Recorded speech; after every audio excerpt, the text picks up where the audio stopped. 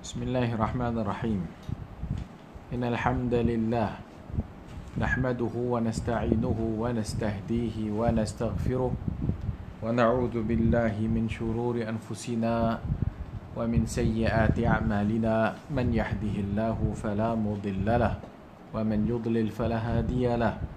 Ashhadu an la ilaha illallah wahdahu la sharika lahu wa ashhadu anna Muhammadan 'abduhu wa rasuluh.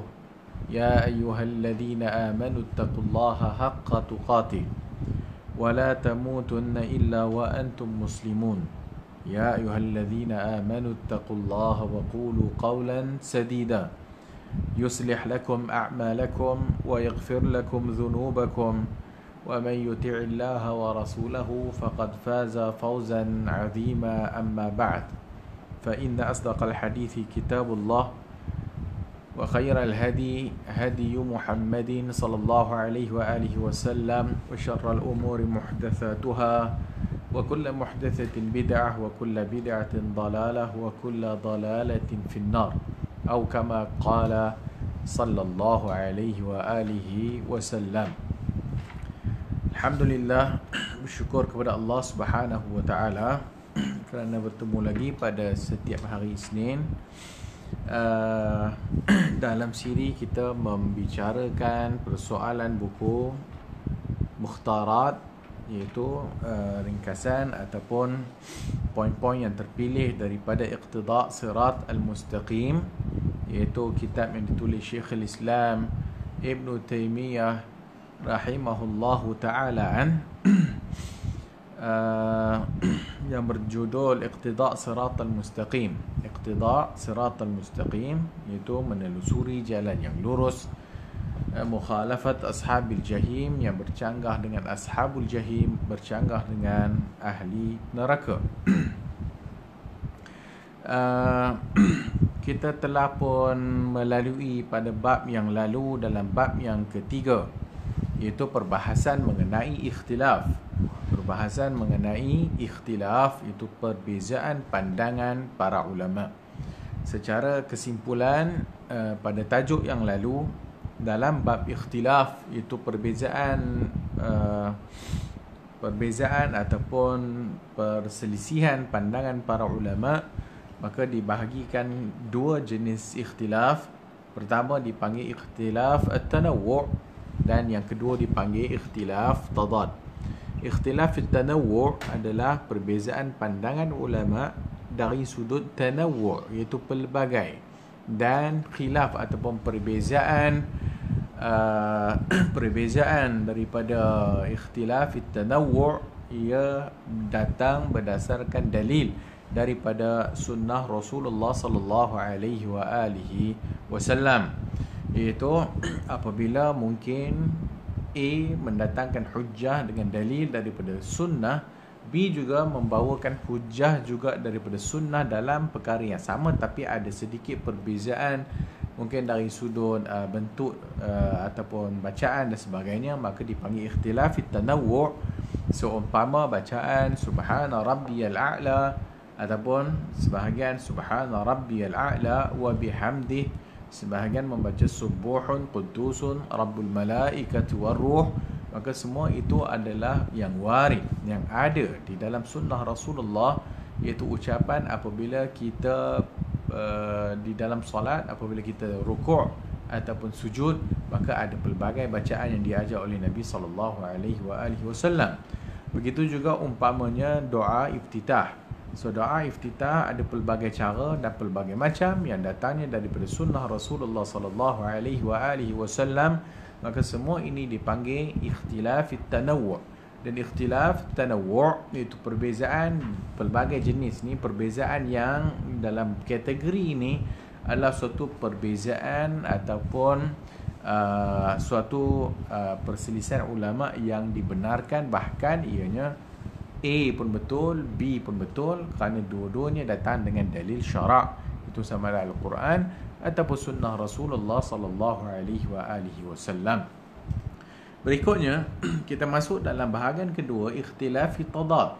ikhtilaf tadad atau perbezaan yang saling bercanggahan. Ikhtilaf, perbezaan yang saling bercanggahan dan berlawanan antara A dan B umpamanya, maka satu datang dengan dalil dan satu lagi mungkin tidak ada dalil, hanya mungkin ijtihad tanpa didasarkan dalil yang kukuh dan ataupun dalil daripada Al-Quran dengan sunnah Rasulullah SAW, maka ikhtilaf seumpama ini dipanggil ikhtilaf tadad, iaitu perbezaan, perselisihan yang menatijahkan perbezaan, dan ianya adalah sesuatu yang telah kita bahaskan, adalah sesuatu yang dilarang oleh agama kita.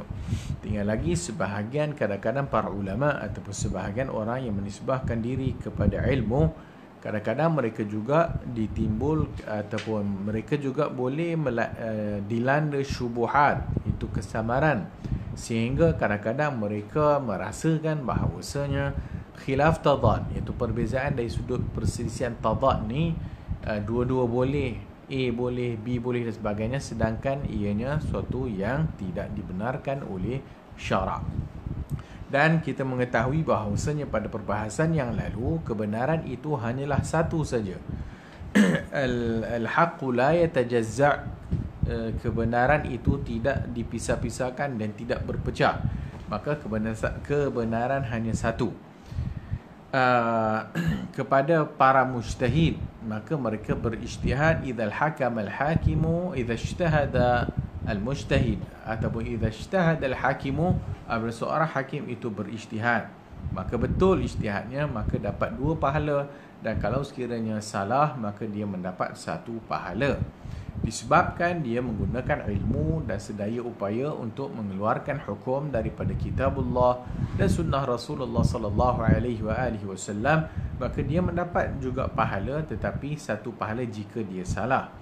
Tetapi di sana hanya ada 1 pandangan saja yang benar, dan pandangan yang benar itu maka ditimbang berdasarkan dalil.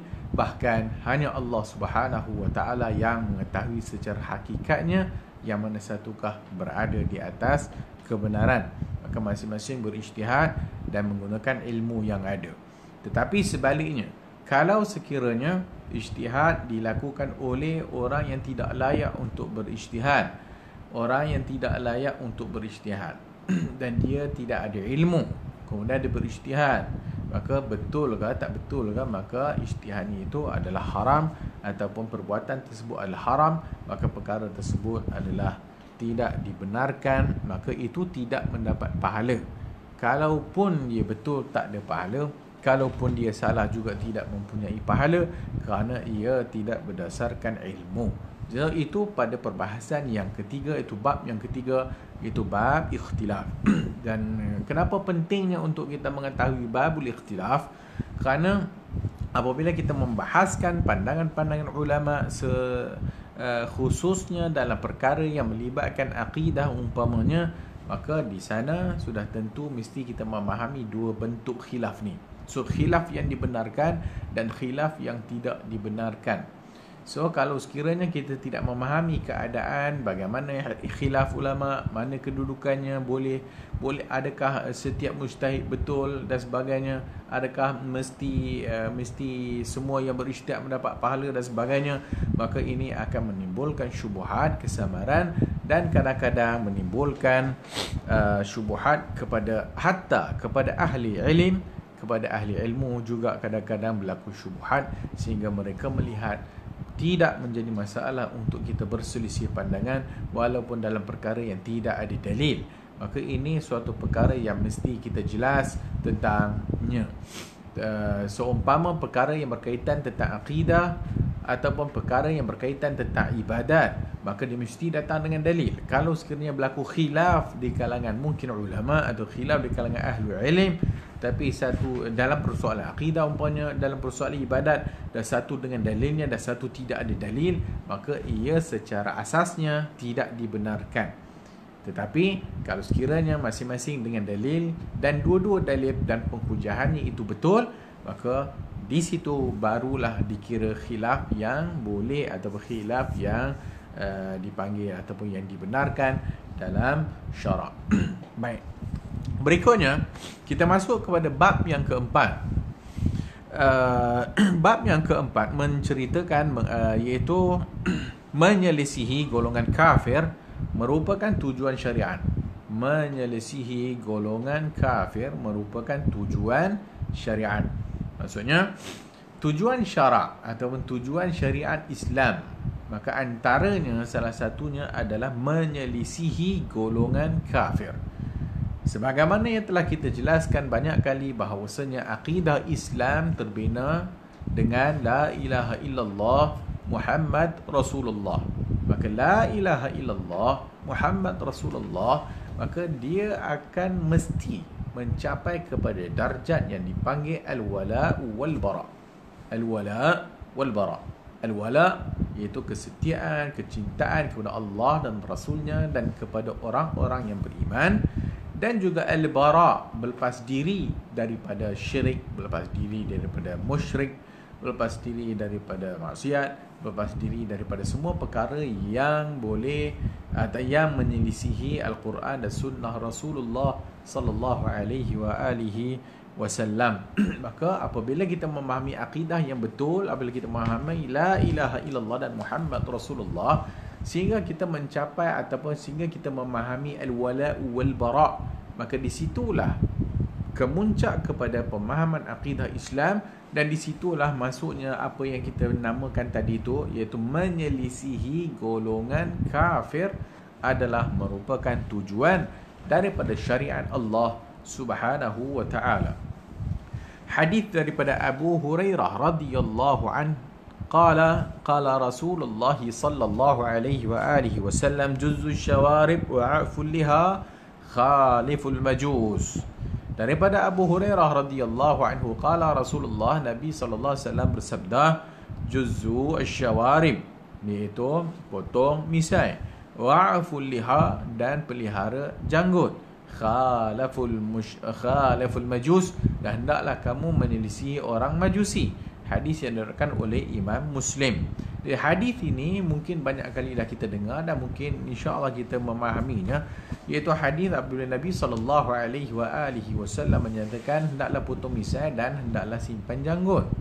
Dan tujuan di bahagian pertama disebut tentang perbuatan, itu perbuatan memotong ataupun memendekkan misai dan perbuatan memelihara janggut.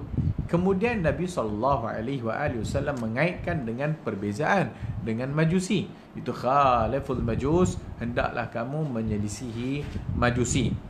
Maka hadis ini menunjukkan bahawa sifat berbeza terhadap golongan majusi, sifat berbeza kepada golongan ataupun berbeza dengan majusi, maka ini menunjukkan tujuan syariat Allah Subhanahu wa taala. Dan tujuan ialah salah satu sebab ketetapan sesuatu hukum, itu maqasid ataupun maqsad syar'i. So maqsad syar'i, tujuan syarak di dalam hadis ini adalah menyelisihi orang majusi, menyelisihi orang majusi. Dan bagaimana cara menyelisihi yang disebut dalam hadis ini? Itu di frasa yang pertama, hendaklah pendekkan misai, dan berikutnya hendaklah menyimpan janggut. Kenapa? Berikutnya, apabila dikaitkan hendaklah bercanggah dengan majusi, bermaksud bahawasanya apabila disuruh kita memendekkan misai dan menyimpan janggut, bermaksud puak-puak majusi ataupun orang-orang majusi, maka mereka pada kebiasaannya akan menyimpan misai dan akan memotong ataupun mencukur janggutnya. So Nabi SAW menyebutkan hendaklah berbeza dengan majusi, iaitu berbezanya dari sudut apa yang dilakukan oleh mereka itu majusi, maka kita menyelisihinya. Maka orang majusi suka menyimpan misai mereka sehingga panjang dan sebagainya, maka itu tidak disukai oleh Nabi sallallahu alaihi wasallam. Maka oleh itu para salaf memahami larangan menyerupai majusi dalam masalah janggut dan misai. Maksudnya oleh kerana hadis ini datang, maka para salaf memahami maksud daripada hadis ini, iaitu larangan daripada menyerupai puak-puak majusi di dalam persoalan janggut dan misai, iaitu menyimpan janggut dan hendaklah memendekkan misai. Maka mereka juga tidak hanya terbatas kepada janggut dan misai. Seumpama lagi bahawasanya para salaf apabila melihat hadis ini, maka mereka memahami daripada hadis ini adalah mesti menyelisihi ataupun mesti berbeza dengan Majusi. Maka bukan sekadar misai dan janggut, maka mereka juga membenci menyerupai hal-hal yang lainnya yang merupakan kebiasaan puak-puak Majusi, walaupun tak ditegaskan secara jelas di dalam hadis Nabi sallallahu alaihi wasallam. So, ini yang disebut oleh Syekhul Islam Ibn Taymiyah rahimahullah. Maka oleh kerana datang hadis, hendaklah kita memangkas ataupun memendekkan misai dan hendaklah menyimpan janggut. Maka Islam menyuruh kita menyimpan janggut. Dan ada janggut kerana mesti berbeza dengan Majusi. Kerana Majusi tidak ada janggut dan mereka mencukur janggut dan mereka menyimpan misai dan seumpamanya. Maka ini adalah trend mereka pada ketika itu, sehingga Nabi SAW nak meneliti jangan sama macam mereka, maka hendaklah terbalik. Dan ini satu hal lah. Tapi di samping itu, bahawasanya dalam syariat kita, bahawasanya hatta para nabi-nabi yang terdahulu juga, maka pada kebiasaannya ataupun memang menyimpan janggut. Semua nabi-nabi adalah berjanggut, termasuk Nabi kita sallallahu alaihi wasallam berjanggut. Disebabkan itu, maka kita juga menyimpan janggut kerana mencontohi Nabi kita dan kerana menyelisihi perbuatan Majusi. Baik, disebutkan berikutnya, khaliful yahud fa innahum la yusalluna fi ni'alihim wala khifafihim. Contoh lain, contoh dalam hadis Abu Daud, khalaful yahud, hendaklah kamu berbeza dengan Yahudi, hendaklah kamu menyelisihi Yahudi, fa innahum la yusalluna fi ni'alihim, kerana mereka tidak salat dengan kasut-kasut mereka, wala khifafihim, dan tidak salat dengan khuf mereka. Bermaksud bahasanya al-yahud, iaitu Yahudi, maka mereka salat, mereka tidak memakai kasut, fi ni'alihim wala khifafihim. Dan secara, kalau kita lihat bahawasanya Yahudi, mereka pada sebelumnya, maka mereka ini mengikut Nabi Musa AS, seperti disebut dalam surah Taha, fakhla'na alaik, hendaklah kamu mencabut, menanggalkan na'alaik, menanggalkan selipamu. Maka oleh kerana mereka mengikutnya, apabila datang Nabi Muhammad sallallahu alaihi wasallam, oleh kerana dah trend pada waktu itu Yahudi, mereka tidak akan salat dengan kasut-kasut mereka, maka Nabi sallallahu alaihi wasallam suka untuk menyelisihi Yahudi. Maka Nabi sallallahu alaihi wasallam pun mengatakan, hendaklah kamu berbeza dengan Yahudi, dan mereka tidak salat dengan selipar ataupun kasut-kasut mereka atau khuf mereka. Bermaksud apa? Bermaksud kamu salatlah dengan kasut dan khuf kamu. Dan sebab itu di dalam syariat Nabi sallallahu alaihi wasallam, syariat kita atau syariat Islam, maka kita tidak menjadi masalah untuk salat dengan kasut.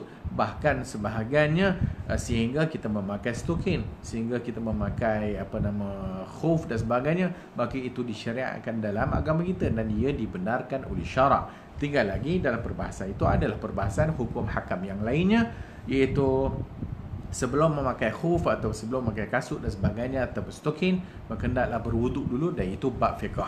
Iaitu kita masuk dalam bab fiqh. Tetapi apa yang kita nak sebut bahawasanya oleh kerana Yahudi itu salat tidak memakai kasut mereka dan khuf mereka, maka Nabi kata khalaful yahud, hendaklah kamu jangan macam Yahudi ataupun berbezalah kamu dengan Yahudi. Dan hendaklah maksudnya mereka tidak salat dengan ni'al, dengan kasut ataupun selipar-selipar mereka atau khuf mereka, maka kita sebaliknya. Maka dalam syariat Islam kita boleh memakai kasut dan boleh memakai selipar untuk salat. Dan tapi sudah tentulah pada waktu sekarang masjid-masjid kita dengan kapet-kapetnya sudah tentulah kita tidak memakai kasut. Dan kalau sekiranya pakai kasut, mesti kena kejar lah dengan siap masjid dan sebagainya. Tapi ia terpakai kalau sekiranya kita salat mungkin di rumah ke, atau kita salat mungkin di di perkemahan kita, ataupun askar-askar yang berjuang, askar-askar yang berada dalam medan perang, maka mereka tak perlu menanggalkan kasut mereka. Mereka boleh pakai kasut dan salat bersama kasut-kasut mereka. Dan juga kalau kita lihat dalam hadis Nabi SAW, Nabi salat memakai kasutnya. Dan apabila dalam salatnya Nabi dah mendapat wahyu bahawasanya tiba-tiba para sahabat melihat bahawasanya Nabi menanggalkan kasut mereka, Nabi menanggalkan kasut baginda SAW, maka para sahabat pun menanggalkannya. Setelah habis salat, Nabi kata, kenapa kamu tanggalkan kasut? Kerana kami melihat engkau wahai Rasulullah telah menanggalkan kasut. Maka Nabi pun menyatakan reason. Kenapa? Kerana Jibril telah datang kepadaku dan telah memberitahukan kepadaku bahawasanya pada kasutku itu ada najis. Maka sebab itu Nabi membuangnya, Nabi membukanya. Dan kepada makmum sepatutnya tidak menanggalkannya. Tetapi itulah para sahabat radhiyallahu anhum ajma'in. Maka mereka itu suka meniru Rasulullah sallallahu alaihi wasallam. Dan kita juga pada waktu sekarang ataupun zaman sekarang, maka kita juga kadang-kadang kena biasakan untuk salat pakai stokin, kena biasakan untuk salat pakai khuf, kena biasakan untuk salat pakai kasut dan sebagainya. Maka kalau sekiranya kalau kita buka pula dalam kitab fiqh tentang perbahasan stokin dan sebagainya, maka di sana ada mazhab yang tidak boleh untuk menyapu di atas khuf, tak boleh menyapu di atas stokin dan sebagainya, itu Syiah. Maka kita tidak seumpama itu. Maka ahli sunnah wal jamaah dengan dalil-dalilnya, maka dengan dalil yang umpama kita sebutkan dalam hadis Abu Daud, khalaful yahud fa innahum la yusalluna fi ni'alihim wala khifafihim, maka ini semua menunjukkan perbezaan dan ini menunjukkan maksad syara'. Berikutnya, kalau kita lihat dalam hadis daripada Amr ibn As, katanya dalam hadis ini, faslun ma baina siyamina wa siyami ahli alkitab akalatus sahar.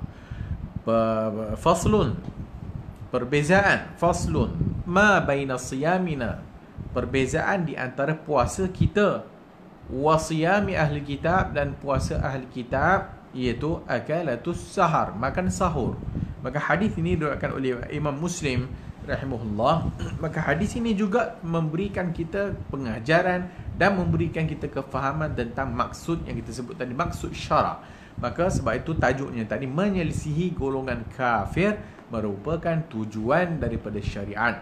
Maka dalam syariat Islam kita disuruh menyelisihi puak-puak ahli kitab, kita disuruh menyelisihi orang kafir dan sebagainya. Maka dalam hadis faslu ma baina siyamina wa siyami ahli kitab, beza antara puasa kita dan puasa ahli kitab ialah makan sahur.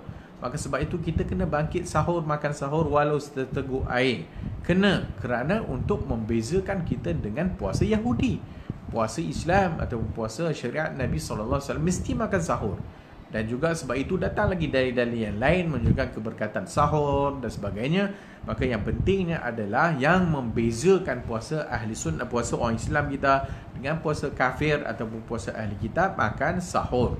Juga dalam bab puasa umpamanya kita disuruh buka puasa cepat, mempercepatkan buka puasa dan melambatkan sahur. Juga ini adalah untuk berbeza dengan ahli kitab, berbeza dengan Yahudi dan Kristian. Maka dengan dalil-dalil yang kita nyatakan tadi itu dan dalil-dalil yang banyak yang lainnya, maka memberi kesimpulan kepada kita bahawasanya syariat kita, itu syariat Nabi SAW ataupun agama kita ni adalah menyuruh kita dan membentuk suatu maksad daripada tujuan syariat itu sendiri mesti menyelisihi orang kafir, mesti menyelisihi orang kafir.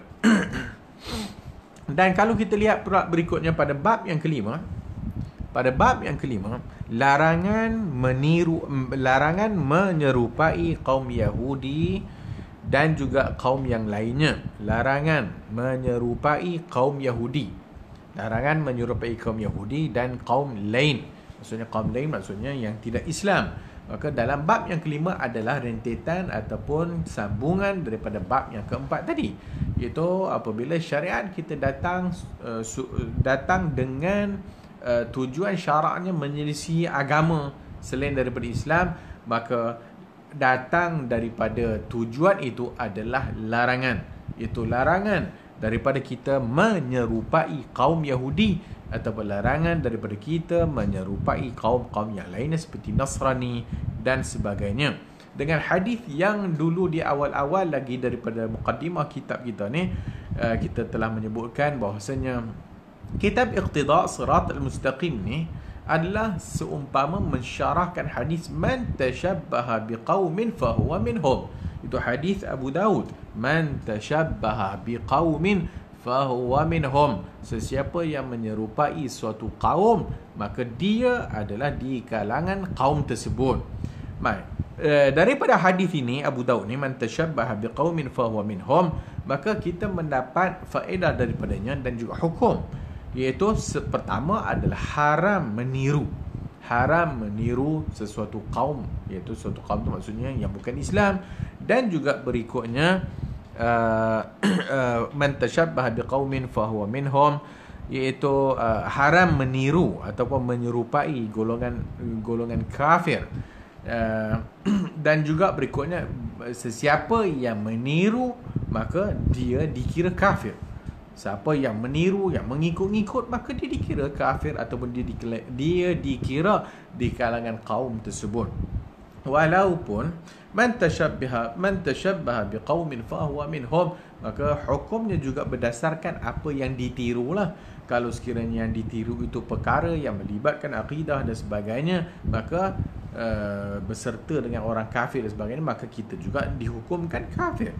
Ataupun menyokong ataupun membantu orang-orang kafir di dalam memerangi orang Islam, maka man tashabbaha biqaumin fahuwa minhum, maka dia di kalangan kaum tersebut.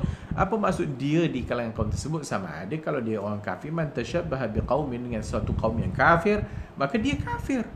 Atau man tashabbaha biqaumin, maka tengok keadaan tahap kekufuran yang dia lakukan. Kalau dia tiru persoalan yang kufur, maka dia akan kufur. Kalau dia meniru suatu perkara yang menyebabkan fasik, maka dia akan datang hukum fasik. Maka itu juga dilihat kepada apakah bentuk yang ditiru dan sebagainya. Dalam surah Al-Ma'idah ayat 51, وَمَنْ يَتَوَلَّهُمْ مِنْكُمْ فَإِنَّهُ مِنْهُمْ وَمَنْ يَتَوَلَّهُمْ. Itu siapa yang yatawallahum, yang menjadikan mereka wali, ataupun yang wa man yatawallahu minhum, mengambil mereka menjadi teman rapat, mengambil mereka sebagai pemimpin, fa innahu minhum, maka dia itu adalah dikira di kalangannya. Maka man tashabbaha biqaumin fahuwa minhum, siapa yang menyerupai suatu kaum, maka dia di kalangan kaum tersebut. Maka hadis ini menjadi suatu guideline, menjadi suatu panduan kepada orang Islam supaya jangan meniru cara orang kafir, jangan meniru perbuatan orang kafir, jangan meniru i'tiqad umpamanya ataupun kepercayaan orang kafir. Kerana kalau kita meniru mereka, maka kita saling tak tumpah seumpama mereka. Maksudnya kita akan mengikut hukum yang kaum yang kita ikut tersebut. Berikutnya, man tashabbaha biqaumin fahuwa minhum, seumpama yang telah juga kita syarahkan pada kelas-kelas yang lalu.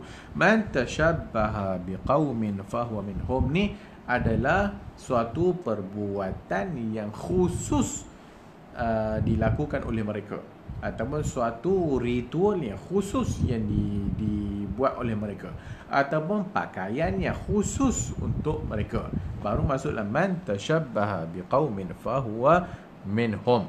Dan kalau kita lihat dalam hadis Abdullah ibn Umar, man bana bibiladil a'ajim, man bana bibiladil a'ajim wa sana'a nayruzahum wa mahrajanihim wa tashabbaha bihim hatta yamut wa huwa kadhalika hashara ma'ahum yawmal qiyamah. Dalam hadis yang diriwayatkan oleh Al-Baihaqi, man bana bibiladil a'ajim, sesiapa yang duduk di negeri a'ajim, di negeri orang kafir, atau negeri dipanggil ajam, itu di luar Arab ataupun pada kita itu kafir.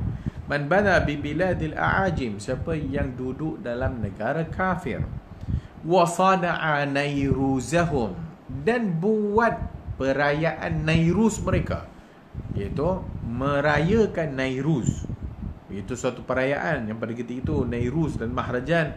Maka sesiapa yang duduk dalam negara kafir yang meraihkan Nairuzahum, yang merayakan Nairuz mereka, perayaan mereka, wa mahrajanihim, dan juga perayaan mahrajan mereka, wa tashabbaha bihim, dan menyerupai mereka, wa tashabbaha bihim hatta yamut, sampailah dia mati duduk ikut, duduk duduk rayakan, duduk pakai dan sebagainya. Wa huwa kadzalika, dan dia mati dalam keadaan tersebut, maka dia akan dibangkitkan bersama dengan mereka, itu bersama dengan orang kafir, yaumal qiyamah, pada hari kiamat. Jadi kedua-dua hadis man tashabbaha biqaumin fahuwa minhum, dan juga hadis man bana bi biladil a'ajim, kemudian wasana'a, buat merayakan ataupun melakukan Nairuzahum wa mahrajanihim, dan juga mahrajan merayakan perayaan mereka, menyerupai mereka pula tu, sehinggalah mati, maka akan dibangkitkan oleh Allah pada hari kiamat bersama dengan mereka. Maka jelas daripada kedua-dua hadis ini adalah memberi kita suatu ancaman dan memberi kita bahawasanya hukum menyerupai kaum atau hukum menyerupai sesuatu kaum yang khas kepada agama mereka ataupun pakaian mereka, pakaian yang khas mereka, cara khas mereka, maka ianya adalah dihukumkan sebagai haram dan berdosa. Dan sesiapa yang melakukan demikian dan tidak bertaubat dan mati dalam keadaan merayakan perayaan-perayaan kafir, maka mereka akan dibangkitkan bersama dengan orang kafir tersebut pada hari kiamat nanti. Maka ini asasnya. Dan juga macam kita sebut ayat Al-Quran surah Al-Ma'idah tadi, wa may yatawallahum minkum fa innahu minhum. Maka kita tidak boleh menyerupai orang kafir. Kita tidak boleh meniru-niru cara orang kafir dan sebagainya. Dan macam kita sebutkan tadi, bahawasanya ini adalah merujuk kepada perkara yang khas, ya, perkara yang dipanggil mumayyazat, ataupun benda yang memang kalau orang tengok dia pakai baju tu, orang tahu dia kafir. Kalau orang tengok dia pakai baju seumpama kita pada waktu sekarang, mungkin orang Islam pergi pakai pakaian agama ataupun pakai ibadat khusus sesuatu agama, maka hukumnya adalah haram dan boleh menyebabkan jatuhnya akidah. Mungkin dia pun membotakkan kepalanya dan memakai color oren dan sebagainya, kemudian berjalan kaki ayam dengan tujuan meniru dan sebagainya, maka hukumnya adalah haram. Dia pergi memakai suatu pakaian yang seumpama pakaian orang agama mereka yang khusus, ataupun dipanggil mungkin pakaian padri dan sebagainya, kemudian dia act ataupun dia belagak seumpama itu, maka ianya dihukumkan kafir. Sesiapa yang meniru suatu perbuatan yang khas kepada perbuatan itu adalah perbuatan Yahudi dan Kristian umpamanya, atau perbuatan itu perbuatan yang dibuat khas oleh agama tersebut, maka itu adalah dihukumkan kafir. Dia pergi buat suatu ritual keagamaan, dia pergi mungkin kepada suatu kematian orang kafir, kemudian dia meniru ritual-ritual kematian orang kafir dan sebagainya. Dia pergi meniru-niru bacaan-bacaan mungkin solat orang kafir ataupun ibadat orang kafir dan sebagainya, maka ini semua adalah dihukumkan haram berdasarkan man tashabbaha biqaumin fa huwa minhum, atau man bana bi biladi al-a'ajim yang kita sebutkan tadi, wa sana'a nairuzahum wa mahrajanahu wa tashabbaha bihim, menyerupai dengan mereka sehingga mati, maka dia akan dibangkitkan dengan mereka pada hari kiamat nanti.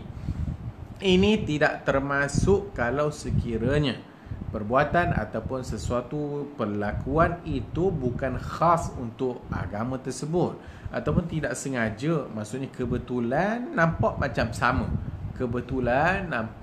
sama, maka ia tidak masuk di dalam larangan. Seumpama disebut dalam hadis At-Tirmizi, ghayyiru asy-syaibah, hendaklah kamu mewarnakan uban, ghayyiru asy-syaibah, ubah color uban, wala tashabbahu bil yahud, dan jangan kamu menyerupai Yahudi.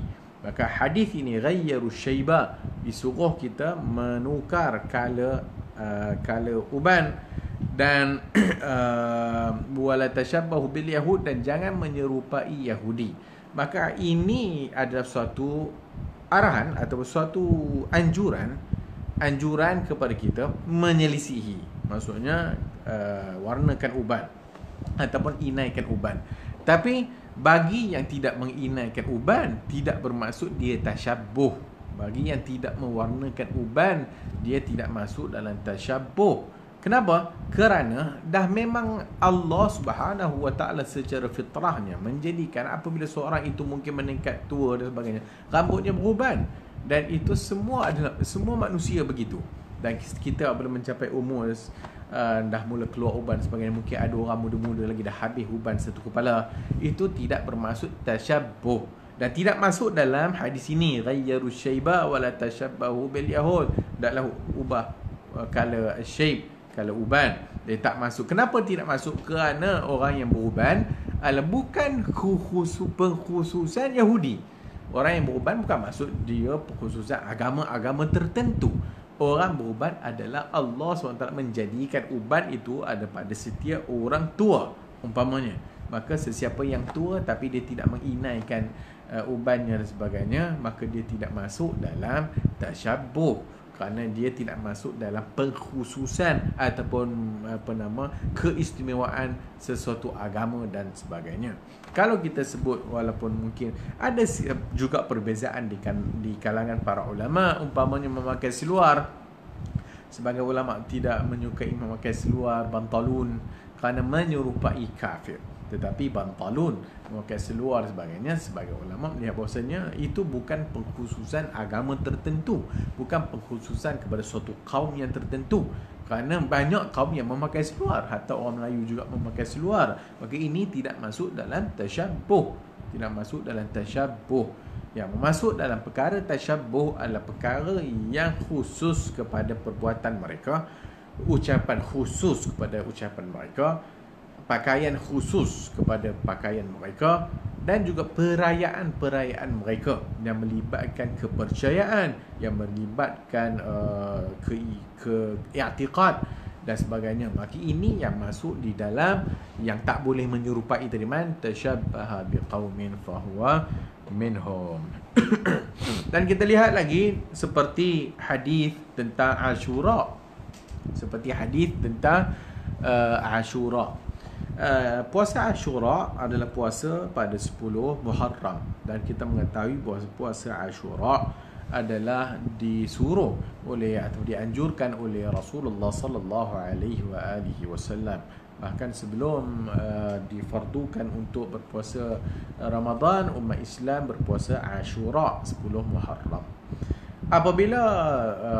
Apabila umat Islam berhijrah ke Madinah,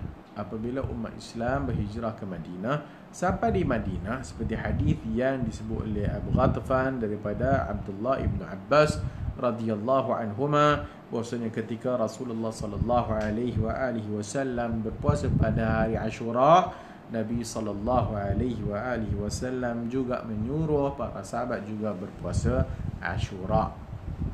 Kemudian para sahabat pun berkata kepada Rasulullah sallallahu alaihi wasallam, wahai Rasulullah, pada 10 Muharram ini Yahudi dan Nasrani juga turut berpuasa. Yahudi dan Nasrani, Kristian juga turut berpuasa pada 10 Muharram. Maka Nabi sallallahu alaihi wasallam menyatakan, kalau aku dan pada tahun berikutnya la asuman at-tasi', akan aku berpuasa 9. Begitu Nabi nak menunjukkan berbeza. Begitu yang Nabi nak menunjukkan bahawa maksud tujuan syarak al-misi berbeza dengan kafir. Walaupun kita tidak menyatakan bahawa pada waktu sekarang siapa yang berpuasa hanya pada hari Ashura menyerupai, tak. Kerana pada asalnya memang Ashura adalah yang disuruh kita berpuasa. Kemudian apabila sampai di Madinah, orang sebut kepada Rasulullah sallallahu alaihi wasallam tentang mereka juga puasa Ashura. Dan sebab itu dalam hadis yang lain Nabi kata, nahnu ahaqqu, kami lebih berhak Nabi Musa daripada mereka. Kami lebih berhak dengan Musa daripada puak-puak Yahudi sana. Maksudnya puasa Ashura kami lebih berhak untuk berpuasa pada harinya, maka disuruh atau disyariatkan oleh agama kita. Tapi dalam masa yang sama, Nabi SAW, kalau aku dan untuk tahun depannya untuk berpuasa, aku akan berpuasa 9. Maka siapa berpuasa 10 Ashura boleh, dia tidak berpuasa 9 boleh, kerana pada asasnya maka ada hadis yang menyuruh puasa Ashura sahaja, tidak masuk tasyabuh. Tapi dalam hadis apabila Nabi SAW diberitahu bahawa Yahudi dan Kristian berpuasa pada hari Ashura, Nabi cuba sedaya upaya mesti menyelisihi puak-puak Yahudi, mesti menyelisihi mereka. Maka Nabi akan 9 dan 10, sehingga kita memahami dengan dalil-dalil ini, maka boleh berpuasa 9, 10, boleh berpuasa 10, boleh 9 dan 10, boleh berpuasa mungkin 10 dan 11, kerana nak menyelisihi kepada Yahudi dan Kristian. Maka ini asas kepada agama kita, dan ini maksud daripada tujuan yang kita sebutkan tadi tu. Baik, berikutnya daripada Humaid ibn Abdurrahman ibn Auf, an Humaid ibn Abdurrahman ibn Auf annahu sami'a Muawiyah ibn Abi Sufyan amu hajj wa huwa 'ala al-mimbar. Daripada Humaid ibn Abdurrahman ibn Auf, annahu sami'a Muawiyah, maka dia mendengar Muawiyah ibn Abi Sufyan radhiyallahu an radhiyallahu anhuma bi'ami hajj, pada tahun itu dibuat haji, wa huwa 'ala al-mimbar, dan dia berada di atas mimbar, wa tanawalu qissat min sha'r kanat fi yadi harsi yaqul ya ahlal Madinah aina ulama'ukum. Pada suatu hari Muawiyah ibn Abi Sufyan naik atas mimbar, dan dia memegang qissat min sha'r. Qissat min sha'r, dia memegang rambut, ataupun dia memegang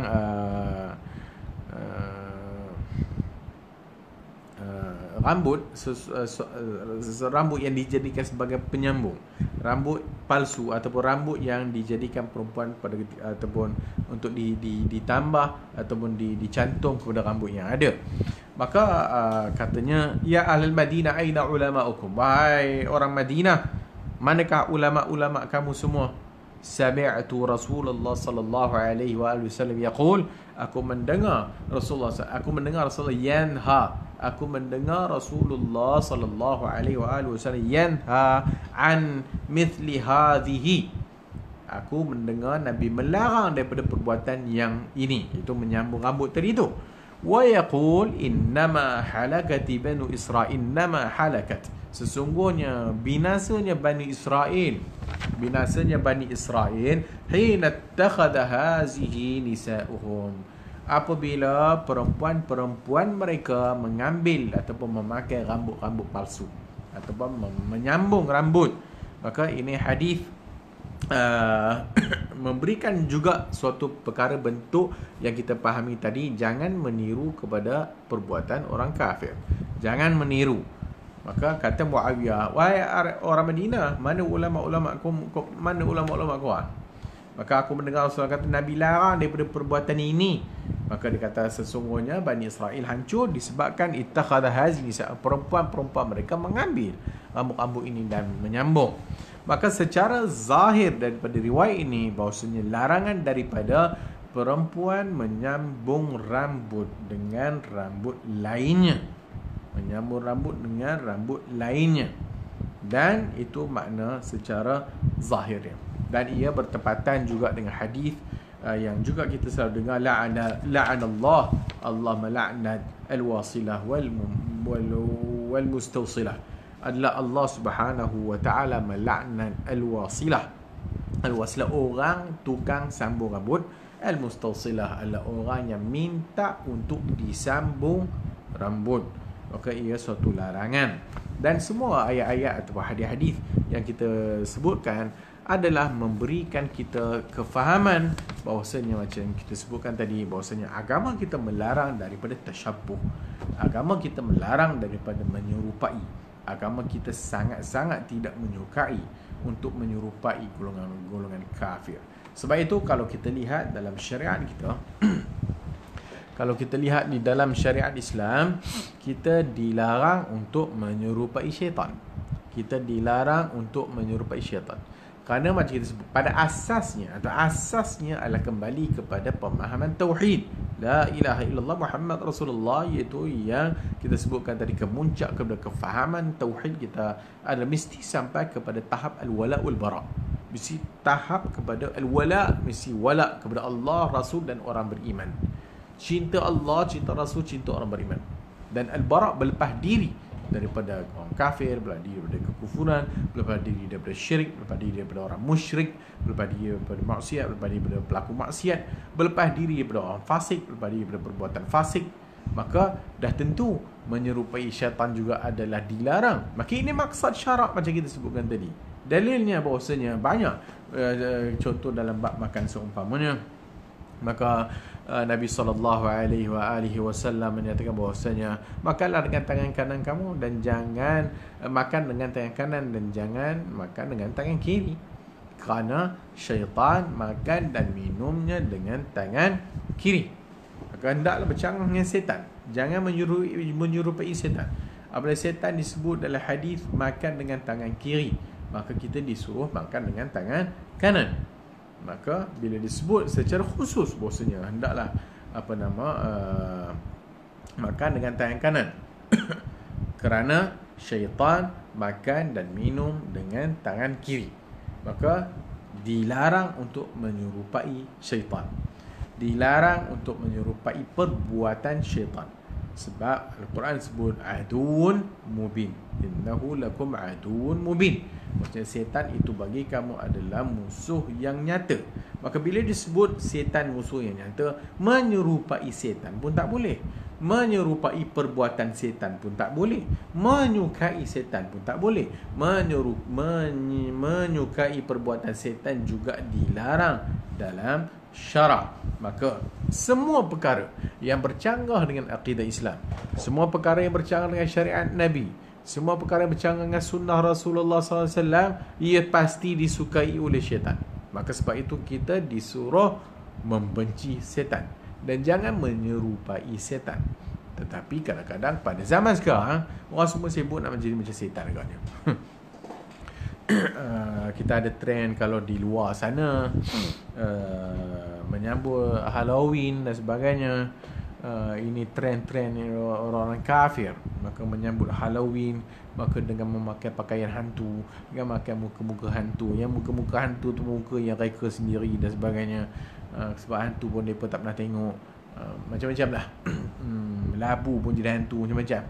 So ini semua seumpama ini contoh Halloween, dan ia tidak disuruh oleh agama kita, bahkan mesti menyelisihinya, kerana ia perbuatan yang tidak datang daripada agama kita.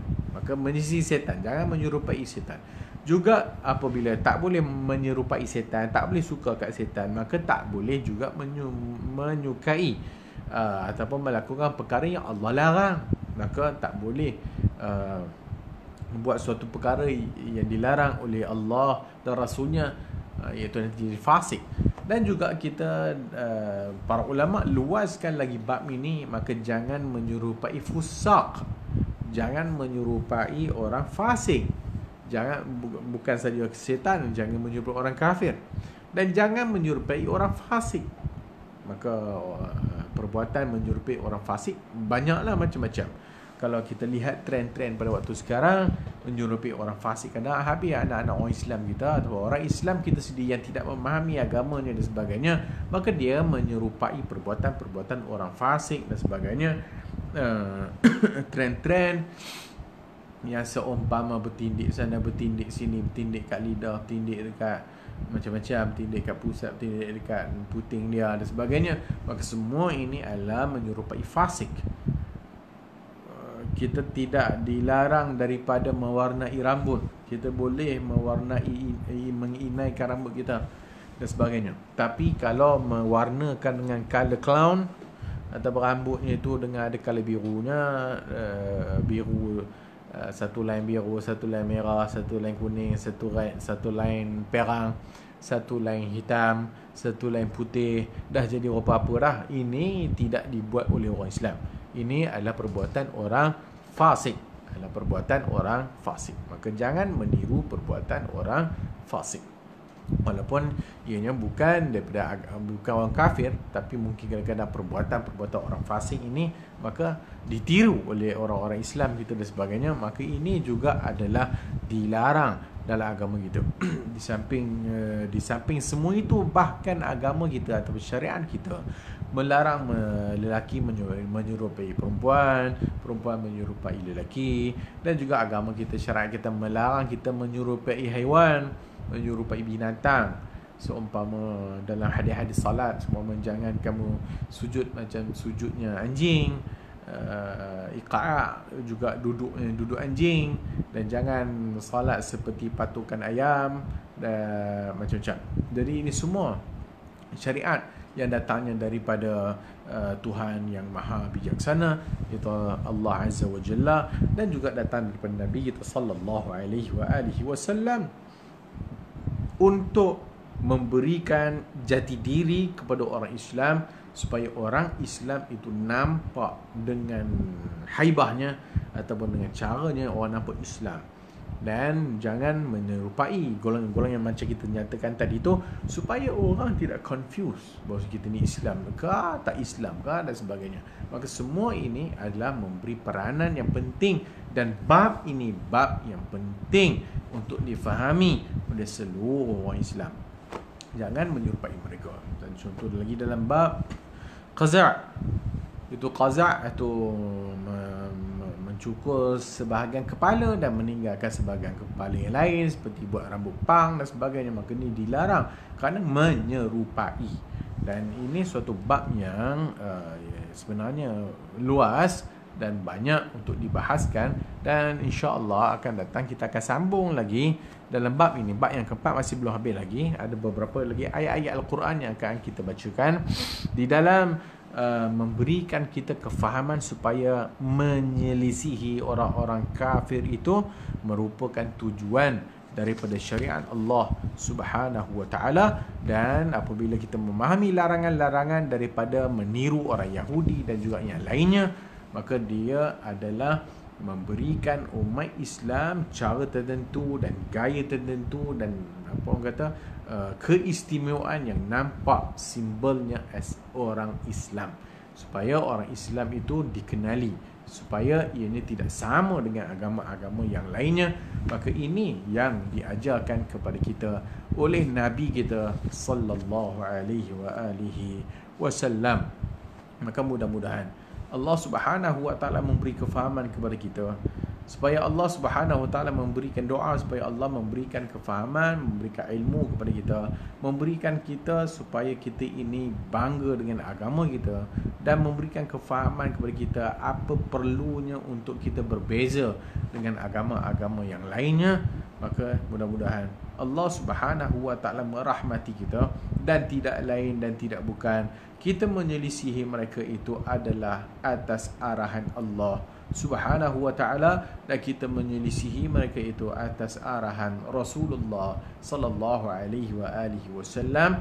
Yang inilah yang paling penting sekali, dan sebab itulah ianya masuk ataupun dalam ataupun kita masuk ataupun perbahasan ini adalah perbahasan yang lebih kepada akidah, perbahasan kepada i'tiqad, kepercayaan kita kepada Allah Subhanahu wa taala dan kepada Nabi kita sallallahu alaihi wasallam.